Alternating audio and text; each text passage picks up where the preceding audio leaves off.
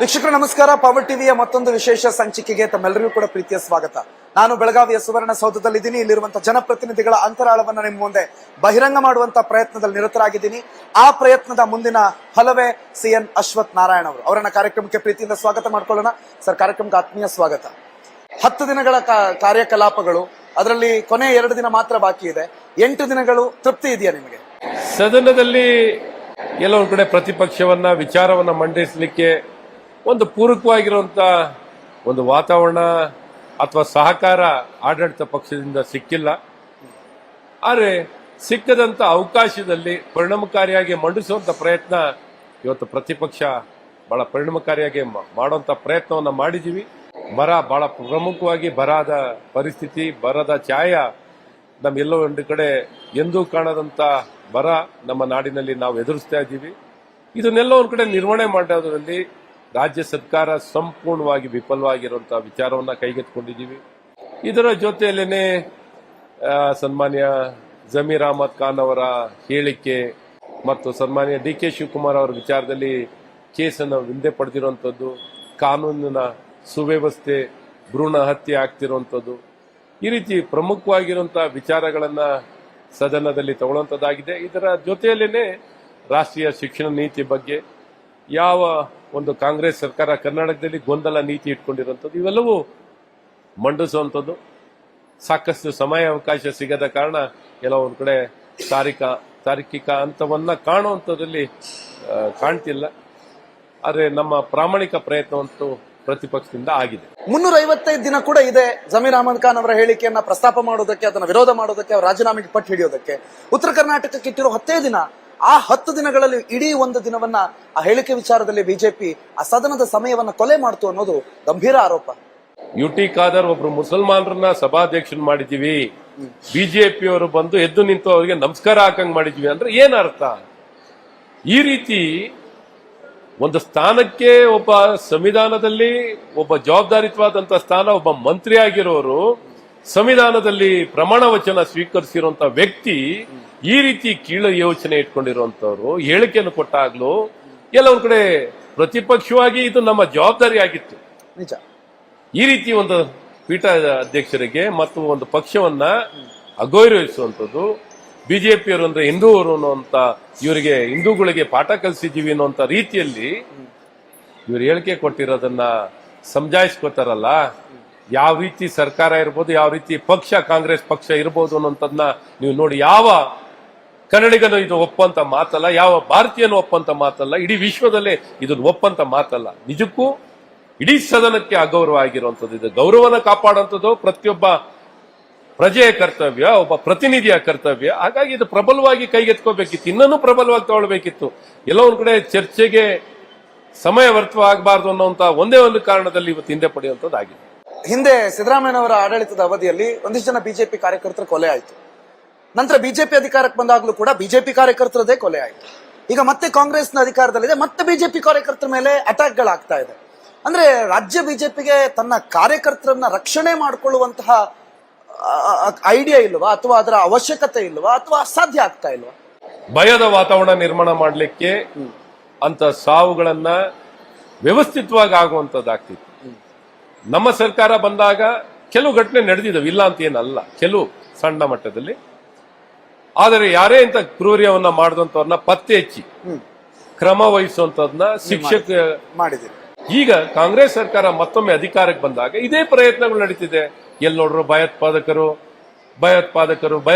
ಅಂತ ಕರಿಬೇಡಿ, cooker blast ಎಲ್ಲ ಅವ್ರು ನಮ್ಮ ಸೋದರರು. ಮತ್ತಿವತ್ತು ಈ ಇಂಥ ಕ್ರೂರ್ಯದಲ್ಲಿ ತೊಡಗಿರುವಂತ ವ್ಯಕ್ತಿಗಳನ್ನ ಈಗ ಬಂಧಿಸುವಂತದ್ದಾಗ್ತಿರುವಂತದ್ದು.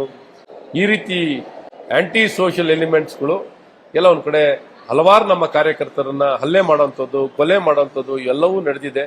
ಹಾಗಾಗಿ ತೀವ್ರವಾಗಿ ಸರ್ಕಾರವನ್ನ ಬಯಲಿಗೆಳೆಯುವಂಥದ್ದು, ಅದಕ್ಕೆ ಸೂಕ್ತ ಕಾನೂನು ಕ್ರಮ ತಗೊಳ್ಳುವಂತ ಪ್ರಯತ್ನಗಳನ್ನ ಒತ್ತಾಯ ಮಾಡುವಂತದ್ದಾಗಿದೆ. ಇಷ್ಟೆಲ್ಲ ಸರ್ಕಾರದ ವೈಫಲ್ಯಗಳಿದೆ, ಅದನ್ನ ನೀವು ಎತ್ತಿ ಹಿಡಿಬೇಕು ಅಂತಂದ್ರೆ ಕೇವಲ 66 ಜನ ಶಾಸಕರು ಇರುವಂತ ಬಿಜೆಪಿಯಲ್ಲಿ ಒಂದು ಒಗ್ಗಟ್ಟು ಅಂತ ಬೇಕಾಗುತ್ತೆ. ನೋಡಿ, ಒಗ್ಗಟ್ಟಲ್ಲಿ ಒಂದು ಎಳ್ಳಷ್ಟು ವ್ಯತ್ಯಾಸ ಇಲ್ಲ. ನೀವು ನೋಡಿ, 66 ಜನನು ಯಾವ ಒಗ್ಗಟ್ಟಿನಲ್ಲಿ ನಾವು ಒಟ್ಟಿಗೆ ಕೆಲಸ ಮಾಡ್ತಿರೋದು. ಹಾಗಾಗಿ ಇಲ್ಲೆಲ್ಲೂ ವ್ಯತ್ಯಾಸದ ಪ್ರಶ್ನೆ. ಹಾಗಾದ್ರೆ ಯಾಕೆ ಸರ್ ನಿನ್ನೆ ಶಾಸಕಾಂಗ ಸಭೆಗೆ ಅಸಮಾಧಾನಿತ ಶಾಸಕರು ಅನ್ನೋರು ಬರ್ಲಿಲ್ಲ? ಯತ್ನಾಳ್ ಅವ್ರು ಇರ್ಲಿಲ್ಲ? ಯತ್ನಾಳ್ ಅವರು ಬಹಳ ಸ್ಪಷ್ಟವಾಗಿ ಹೇಳಿಕೆ ಕೊಟ್ಟವ್ರೆ, ನಾನು ಯಡಿಯೂರಪ್ಪನವರು ಅಥವಾ ವಿಜಯೇಂದ್ರ ಅವರು ಇರೋ ಜಾಗಕ್ಕೆ ನಾವು ಬರಲ್ಲ ಅಂತ ಅವನೊಂದು ವೈಯಕ್ತಿಕವಾಗಿರುವಂತ ಇದು ವ್ಯತ್ಯಾಸ.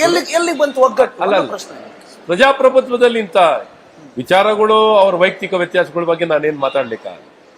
ಆದ್ರೆ ಒಂದು ಪಕ್ಷವಾಗಿ ಒಗ್ಗಟ್ಟಿನಿಂದ ಎಲ್ಲಾ ವಿಚಾರದಲ್ಲೂ ಯಾವ ವಿಚಾರದಲ್ಲಿ ವ್ಯತ್ಯಾಸ ಕಂಡಿಲ್ಲ. ನೀವು ನೋಡಿ, ಅಷ್ಟು ವಿಚಾರದಲ್ಲಿ ಒಗ್ಗಟ್ಟಿನಲ್ಲಿ ಪರಿಣಾಮಕಾರಿಯಾಗಿ ಕಾರ್ಯನಿರ್ವಹಿಸಿರುವಂತದ್ದು. ಆದ್ರೆ ವಿಜಯೇಂದ್ರ ಅವರ ಆಯ್ಕೆ ಯತ್ನಾಳ್ ಅವರನ್ನೂ ಸೇರಿದಂತೆ ಹಲವು ಬಿಜೆಪಿಗರಿಗೆ ಇಷ್ಟ ಇಲ್ಲ, ಅಥವಾ ಕುಟುಂಬ ರಾಜಕಾರಣದ ಬಗ್ಗೆ ಪ್ರಧಾನಿ ನರೇಂದ್ರ ಮೋದಿ ಅವರು ಅಲ್ಲಿ ಪುಂಖಾನುಪುಂಖವಾಗಿ ಭಾಷಣ ಮಾಡುವಾಗ ಇಲ್ಲಿ ಮತ್ತೆ ಯಡಿಯೂರಪ್ಪನವ್ರ ಪುತ್ರನಿಗೆ ಜಾಗ ಮಾಡಿಕೊಟ್ರು, ಅವರನ್ನೇ ಮತ್ತೆ ಅಧ್ಯಕ್ಷ ಮಾಡಿಕೊಟ್ರು.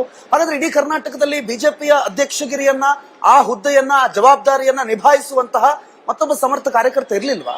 ಸರ್ವಾನುಮತವಾಗಿ ಯಾವುದೇ ಒಂದು ಆಯ್ಕೆ ಆದ ನಂತರ ಪಕ್ಷದಲ್ಲಿ ಯಾರು ನಾಯಕತ್ವವನ್ನು ಕೊಟ್ಟಿರ್ತಾರೋ ಅವರಿಗೆ ಸಂಪೂರ್ಣ ಸಹಕಾರವನ್ನು ಕೊಟ್ಟು ಅವರ ಜೊತೆಯಲ್ಲಿ ಕೆಲಸ ಮಾಡುವಂಥದ್ದು ಪ್ರತಿಯೊಬ್ಬ ಕಾರ್ಯಕರ್ತ, ನಾಯಕ, ಪ್ರತಿನಿಧಿಯ ಕರ್ತವ್ಯ. ಈ ಕರ್ತವ್ಯ ಪಾಲನೆಯನ್ನ ನಾವು ಪ್ರತಿಯೊಬ್ಬರೂ ಮಾಡ್ತಾ ಇದ್ದೀವಿ. ನಿಮ್ಮ ಪಕ್ಷದ ವಿಚಾರಗಳನ್ನ ಇಲ್ಲಿಗೆ ನಿಲ್ಲಿಸಿ, ನಾನು ಕಾಂಗ್ರೆಸ್ ವಿಚಾರಕ್ಕೆ ಬರ್ತೀನಿ. 6 ತಿಂಗಳ ಆಡಳಿತ, ಹಲವಾರು ವಿಚಾರಗಳನ್ನ ನೀವು ಎತ್ತಿ ತೋರಿಸಿದಿರಿ. ಇನ್ಫ್ಯಾಕ್ಟ್ ಒಂದು ವಿಪಕ್ಷಕ್ಕಿಂತ ಕುಮಾರಸ್ವಾಮಿ ಅವರ ಹಲವು ವಿಚಾರಗಳನ್ನ, ವರ್ಗಾವಣೆ ದಂಧೆಯನ್ನು ಪ್ರಸ್ತಾಪ ಮಾಡಿದ್ರು. ಅದೆಲ್ಲದಕ್ಕಿಂತ ನಡುವೆ ಸ್ವತಃ ಮುಖ್ಯಮಂತ್ರಿಗಳ ಮಗ ಕುಕ್ಕರ್ ಕೊಟ್ವಿ, ಐರನ್ ಬಾಕ್ಸ್ ಕೊಟ್ವಿ, ಓಟ್ ಸಿಕ್ತು ಅಂತ ಹೇಳಿದ್ರು. ಹೀಗೆ ಹಲವು ಕಪ್ಪು ಚುಕ್ಕೆಗಳು, ಅದ್ರ ಜೊತೆಗೆ ಗ್ಯಾರಂಟಿ ಅನುಷ್ಠಾನ, ಅದ್ರ ಜೊತೆಗೆ ಜನಸಾಮಾನ್ಯರ ಮೇಲೆ ಬರೆ, ಈ ಎಲ್ಲ ವಿಚಾರಗಳ ಬಗ್ಗೆ ಬಿಜೆಪಿ ನಾಯಕರು ಸದನದಲ್ಲಿ ಪ್ರಸ್ತಾಪ ಮಾಡುವುದು ಬಹಳ ಕಮ್ಮಿ ಆಯ್ತು ಅಂತ ಅನ್ಸಲ್ವಾ? ಸ್ವತಃ ಈ ಕಾಂಗ್ರೆಸ್ ಸರ್ಕಾರನೇ ಎಡ್ಬಟ್ಟನ್ನ ಮಾಡ್ಕೊಳ್ತಿದೆ. ನಿತ್ಯ ಪ್ರತಿ ಕ್ಷಣವೂ ಎಡ್ಬಟ್ಟನ್ನ ಮಾಡ್ಕೊಳ್ತಿದೆ. ಏನು ಒಂದು ಸಂಖ್ಯೆಯಲ್ಲಿ ಸರ್ಕಾರ ಅಧಿಕಾರಕ್ಕೆ ಬಂದಿರೋದು ಅವ್ರಿಗೆ ಅಮಲ್ನಲ್ಲಿ ಬಂದಂತ ಆಗಿದೆ. ಅವರ ಅನುಭವ ಬರೀ ದುರ್ಬಳಕೆ ಆಗ್ತಿದೆ, ಸದ್ಬಳಕೆ ಆಗ್ತಿಲ್ಲ. ಈ ಏನು ಅನುಭವ ಇದೆಯಲ್ಲ, ಎಲ್ಲ ಹಿರಿಯರೇ ಇದ್ದಾರೆ ಇವತ್ತು ಕಾಂಗ್ರೆಸ್ನಲ್ಲಿ. ಸಿದ್ದರಾಮಯ್ಯನವರು ಇಂದ ಹಿಡಿದು ಎಲ್ಲರೂ ಹಿರಿಯ ಶಾಸಕರು ಎಲ್ಲರೂ ಹಿರಿಯರೇ ಇದ್ದಾರೆ. ಈ ಅನುಭವವನ್ನ ದುರ್ಬಳಕೆ ಮಾಡ್ಕೊತಾ ಇದ್ದಾರೆ, ಸದ್ಬಳಕೆ ಆಗಿಲ್ಲ. ಜನ ಏನು ಆಶೀರ್ವಾದ ಕೊಟ್ಟಿದ್ದಾರೆ, ಬಹಳ ದೊಡ್ಡ ಬಹುಮತವನ್ನು ಕೊಟ್ಟಿದ್ದಾರೆ. ಇದನ್ನು ಸಂಪೂರ್ಣವಾಗಿ ಹಾಳು ಮಾಡಿಕೊಂಡು ದುರ್ಬಳಕೆಯನ್ನ ಮಾಡಿಕೊಂಡು ಸರ್ಕಾರ ನಡೆಸಿದ್ದಾರೆ. ಜನಕ್ಕೆ ಸಾಕಪ್ಪ, ಸಾಕು, ಈ ಸರ್ಕಾರ ಯಾವಾಗ ಹೋಗುತ್ತೋ, ತೊಲಗಿ ಹೋಗುತ್ತೋ ಅನ್ನೋದನ್ನ ಕಾಯ್ತಾ ಇದ್ದಾರೆ. ಕೆಳವರ್ಗದವರು ಅವ್ರಿಗೆ 2,000 ಸಿಗುತ್ತೆ, ಮೇಲ್ವರ್ಗದವರಿಗೆ ಅವ್ರ ಹತ್ರ ದುಡ್ಡಿದೆ, ಬದುಕ್ತಾರೆ. ನಾನೊಬ್ಬ ಮಧ್ಯಮ ವರ್ಗದವನು, ನನ್ನ ತಾಯಿಗೆ ಗೃಹಲಕ್ಷ್ಮಿ ಹಣ ಬರಲ್ಲ, ನಮ್ಮನೆಗೆ ಉಚಿತ ವಿದ್ಯುತ್ ಬರಲ್ಲ. ಆದ್ರೆ ನಾನು ಮುದ್ರಾಂಕ ಶುಲ್ಕ 100 ರೂಪಾಯಿ ಕೊಡ್ತಾ ಇದ್ದವನು ಈಗ 500 ರೂಪಾಯಿ ಕೊಡಬೇಕಾದಂತ ಪರಿಸ್ಥಿತಿ ಇದೆ. ನಮ್ಮನೆಯ ಕರೆಂಟ್ ಬಿಲ್ ಮೊದಲು 1-1.5 ಸಾವಿರ ಬರ್ತಾ ಇದ್ದಿದ್ದು ಈಗ 2-2.5 ಸಾವಿರ ಬರುವಂತ ಪರಿಸ್ಥಿತಿ ಬಂದಿದೆ. ಸೊ ನನ್ನ ನೋವನ್ನ ಬಿಜೆಪಿಯವರು ಪ್ರತಿನಿಧಿಸ್ತಾರೆ ಅನ್ನುವಂತ ಒಂದು ಆಸೆ ಇತ್ತು. ಬಿಜೆಪಿಯವರು ಸರ್ಕಾರಕ್ಕೆ ತಿಳಿಸ್ತಾರೆ, ಈ ನೋವನ್ನ ಕಡಿಮೆ ಮಾಡೋ ಪ್ರಯತ್ನ ಆಗುತ್ತೆ ಅಂತ ಅನ್ಕೊಂಡಿದ್ರು. ಸೆಸ್ ಜಾಸ್ತಿ ಆಯ್ತು, ಇವೆಲ್ಲ ವಿಚಾರಗಳು ಜಾಸ್ತಿ ಆಯ್ತು. ಗ್ಯಾರಂಟಿ ಅನುಷ್ಠಾನಕ್ಕೆ ನನ್ನ ಮೇಲೆ ಯಾಕೆ ಸರ್ ಬರೆ ಅಂತ? ಖಂಡಿತ ಈ ಸರ್ಕಾರ ನೋಡಿ, ಸೋರಿಕೆನ ತಡೆದಿದ್ರೆ ಸಾಕಿತ್ತು. ಎಕ್ಸೈಸ್ ನಲ್ಲಿ ಸೋರಿಕೆ, ಸ್ಟಾಂಪ್ ಡ್ಯೂಟಿನಲ್ಲಿ ಸೋರಿಕೆ, ಪ್ರಾಪರ್ಟಿ ಟ್ಯಾಕ್ಸ್ ನಲ್ಲಿ ಸೋರಿಕೆ, ಎಲ್ಲೆಲ್ಲಿ ಕರೆಂಟಿನ ಸೋರಿಕೆ, ದುಬಾರಿಯಲ್ಲಿ ಕರೆಂಟ್ ಕೊಂಡುಕೊಳ್ಳುವಂಥದ್ದು. ಯಾರಿಗೇನು ಗ್ಯಾರಂಟಿ? ಕೆಲವರಿಗೆ ತಲುಪ್ತಿದೆ, ಎಲ್ಲರಿಗೂ ತಲುಪ್ತಿಲ್ಲ. ಈ ಗ್ಯಾರಂಟಿ ಅನ್ನುವಂಥದ್ದು ಬರೀ ಪೇಪರ್ನಲ್ಲಿ ಗ್ಯಾರಂಟಿ, ಜನಕ್ಕೆ ಗ್ಯಾರಂಟಿ ಆಗಿಲ್ಲ. ಒಟ್ಟಾರೆ ಆಡಳಿತನು ವಿಫಲವಾಗಿದೆ. ಇಂಥವು ಎಲ್ಲವನ್ನು ಖಂಡಿಸುವಂಥದ್ದು, ಈ ಎಲ್ಲಾ ಬೆಲೆ ಏರಿಕೆಗಳನ್ನ ಕಡಿವಾಣ ಹಾಕಬೇಕು ಅನ್ನುವಂಥದ್ದನ್ನ ಬಹಳ ಸ್ಪಷ್ಟವಾಗಿ ಸರ್ಕಾರಕ್ಕೆ ಮನವರಿಕೆ ಮಾಡುವಂತ ಪ್ರಯತ್ನವನ್ನು ಮಾಡಿದೆ. ಒಂದು ಎಕ್ಸ್ಪೆರಿಮೆಂಟ್ ಮಾಡೋದಕ್ಕೆ ಹೋದ್ರಿ, ಬಿಜೆಪಿ ದೊಡ್ಡ ಮಟ್ಟದಲ್ಲಿ ಕೈ ಸುಟ್ಟುಕೊಳ್ತು ವಿಧಾನಸಭಾ ಚುನಾವಣೆಯಲ್ಲಿ. ಮುಂದೆ ಲೋಕಸಭೆ ಚುನಾವಣೆ ಬರ್ತಾ ಇದೆ, ಕುಮಾರಸ್ವಾಮಿ ಅವರು ನಿಮ್ ಜೊತೆ ಕೈ ಜೋಡಿಸಿದ್ದಾರೆ. ಆನೆ ಬಲ ಬಂತು ಅಂತ ಹೇಳ್ತೀರಾ? ಜೆಡಿಎಸ್ ಪಕ್ಷ ಪ್ರಾರಂಭ ಆಗಿದ್ದನ್ನು ಕಾಂಗ್ರೆಸ್ ವಿರುದ್ಧವಾಗಿ, ಕಾಂಗ್ರೆಸ್ ವಿರುದ್ಧವಾಗಿರೋರೆಲ್ಲ ಜೆಡಿಎಸ್ ಮತದಾರರೇ. ಹಾಗಾಗಿ ಈ ಮೈತ್ರಿಕೂಟ ಒಂದು ದೊಡ್ಡ ಸಮ್ಮಿಲನ ಆಗಿದೆ. ನನಗೆ ಸಂಪೂರ್ಣ ವಿಶ್ವಾಸ ಇದೆ, ಬರುವಂತ ಲೋಕಸಭಾ ಚುನಾವಣೆಯಲ್ಲಿ 28ಕ್ಕೆ 28 ಸೀಟನ್ನು ನಾವು ಗೆಲ್ತೀವಿ. ಕುಮಾರಸ್ವಾಮಿ ಅವರೇನೋ ಬಿಜೆಪಿ ಅವ್ರ ಜೊತೆ, ಅಶ್ವಥ್ ನಾರಾಯಣ ಅವ್ರ ಜೊತೆ ಕೈ ಹಿಡ್ಕೊಂಡ್ರು, ಆರ್ ಅಶೋಕ್ ಅವ್ರ ಜೊತೆಗೆ ಚೆನ್ನಾಗಿ ಮಾತನಾಡ್ತಾರೆ. ಆದ್ರೆ ನನ್ನ ವಿಧಾನಸಭಾ ಕ್ಷೇತ್ರಕ್ಕೆ ಬಂದಾಗ ಜೆಡಿಎಸ್ ಕಾರ್ಯಕರ್ತರು ಮತ್ತು ಬಿಜೆಪಿ ಕಾರ್ಯಕರ್ತರು ಕಚ್ಚಾಡ್ಬಿಟ್ರು ಅಥವಾ ಜಗಳ ಆಡ್ಬಿಟ್ರು. ಏನು ಮೈಕೈ ಮುಟ್ಕೊಳ್ಳುವಂತ ಲೆವೆಲ್ಗೆ ಅಲ್ಲದೆ ಇದ್ರು ಕೂಡ ರಾಜಕೀಯವಾಗಿ ಅವರ ನಡುವೆ ಒಂದು ವ್ಯತ್ಯಾಸ ಇತ್ತು. ಆ ನಿಮ್ಮ ಸಂಬಂಧವನ್ನ, ನಿಮ್ಮ ಸ್ನೇಹವನ್ನ ಆ ಕಾರ್ಯಕರ್ತ ಒಪ್ಕೋಬೇಕಲ್ಲ.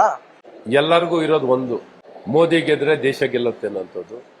ಹಾಗಾಗಿ ಎಲ್ಲರೂ ಒಗ್ಗಟ್ಟಿನಿಂದ ಮೋದಿಯವ್ರನ್ನ ಗೆಲ್ಲಿಸಲಿಕ್ಕೆ ಈ ಎಲ್ಲಾ ವ್ಯತ್ಯಾಸಗಳನ್ನ ಮರೆತು ಒಗ್ಗಟ್ಟಿನಿಂದ ನಮ್ಮ ಕಾರ್ಯಕರ್ತರು ನಾವು ಎಲ್ಲರೂ ಕೆಲಸ ಮಾಡ್ತೀವಿ. ಮೋದಿ ಅಲೆ ಈ ಸಲ ವರ್ಕೌಟ್ ಆಗುತ್ತೆ ಅಂತ ಅನ್ಕೋತೀವಿ? 100ಕ್ಕೆ 100. ಹಾಗಾದ್ರೆ ಬರೀ ಮೋದಿ ಅಲೆ ಮೇಲೇನೆ ನೀವು ಚುನಾವಣೆ ಹೋಗ್ತಿದ್ದೀರಾ? ಖಂಡಿತ. ರೂಟ್ ಲೆವೆಲ್ ಬಂದಾಗ ಬಿಜೆಪಿ ಮತ್ತು ಜೆಡಿಎಸ್ ಸೀಟ್ ಹಂಚಿಕೆ ವಿಚಾರ ಬಂದಾಗ ಮತ್ತೆ ಇದು ಗೊಂದಲದ ಗೂಡಾಗುತ್ತೆ ಅಂತ ಅನ್ಸಲ್ವಾ? ಖಂಡಿತ ಇಲ್ಲ. ಹೊಂದಾಣಿಕೆ ಸೂತ್ರ ಏನ್ ಮಾಡ್ಕೊಂಡಿದ್ದೀರಿ? ಎಲ್ಲ ಹಿರಿಯರು ವರಿಷ್ಠರು ಎಲ್ಲ ನಿಶ್ಚಯ ಮಾಡ್ತಾರೆ. INDA ಮೈತ್ರಿಕೂಟ ಬಹಳಷ್ಟು ವೈಫಲ್ಯಗಳನ್ನ ಎದುರಿಸ್ತಾ ಇದೆ, ಒಬ್ಬರೊಬ್ರು ಹೊರಗಡೆ ಹೋಗ್ತಿದ್ದಾರೆ. ಅದನ್ನ ಬಿಜೆಪಿ ಅವರು ಎನ್ಕ್ಯಾಚ್ ಮಾಡ್ಕೋತಿಲ್ವಲ್ಲ? ವಿಧಾನಸಭಾ ಚುನಾವಣೆಯಲ್ಲಿ ಮಧ್ಯಪ್ರದೇಶದಲ್ಲಿ ಮತ್ತೆ ಗೆದ್ದಿದ್ವಿ, ರಾಜಸ್ಥಾನದಲ್ಲಿ ಛತ್ತೀಸ್ಗಢನಲ್ಲಿ ಸೋಲ್ಸಿದೀವಿ. ಹಾಗಾಗಿ ಎಲ್ಲಾ ಕಡೆ ಗೆದ್ಕೊಂಡು ಬಂದಿದ್ದೀವಿ. ಆದ್ರೆ ದಕ್ಷಿಣ ಭಾರತದಲ್ಲಿ ನಿಮಗೆ ಅವಕಾಶವೇ ಇಲ್ಲ ಆಗಿದೆ. ಲೋಕಸಭಾದಲ್ಲಿ ನೋಡಿ ಕರ್ನಾಟಕದಲ್ಲಿ ಹೇಗಾಗುತ್ತೆ ಅಂತ. ಕೇವಲ ಕರ್ನಾಟಕ ಮಾತ್ರ ಅಲ್ಲ ದಕ್ಷಿಣ ಭಾರತ, ತಮಿಳುನಾಡಲ್ಲೂ ಆಗುತ್ತೆ, ಆಂಧ್ರ ಪ್ರದೇಶದಲ್ಲಿ ಆಗುತ್ತೆ, ತೆಲಂಗಾಣದಲ್ಲಿ ಆಗುತ್ತೆ, ಕೇರಳದಲ್ಲಾಗುತ್ತೆ, ಎಲ್ಲಾ ಕಡೆನೂ ಗೆಲ್ತೀವಿ. ಸೊ ಗೆಲ್ಲುವಂತ ವಿಶ್ವಾಸ ನಿಮಗಿದೆ ಸಂಪೂರ್ಣವಾಗಿ. ನೋಡೋಣ, ನಿಮ್ಮ ಮನದಿಂಗಿತ ಒಳ್ಳೇದಾಗ್ಲಿ. ಅದೇನಾಗುತ್ತೋ ನನಗೂ ಕೂಡ ಕುತೂಹಲ ಇದೆ. ಮುಂದಿನ ಹಂತದಲ್ಲಿ ನಿಮ್ಮ ರಾಜಕೀಯ ಭವಿಷ್ಯಕ್ಕೆ ಒಳ್ಳೇದಾಗ್ಲಿ ಅಂತ ಹಾರೈಸ್ತೀನಿ. ಜೊತೆಗೆ ಪವರ್ ಟಿವಿ ಜೊತೆಗೆ ನಿಮ್ಮ ಅಮೂಲ್ಯ ಸಮಯವನ್ನ ಈ ಸಂದರ್ಭದಲ್ಲಿ ನಮಗೆ ಕೊಟ್ಟಿದ್ದಕ್ಕೆ ಅಭಿನಂದಿಸ್ತೀನಿ. ಧನ್ಯವಾದಗಳು. ಧನ್ಯವಾದಗಳು.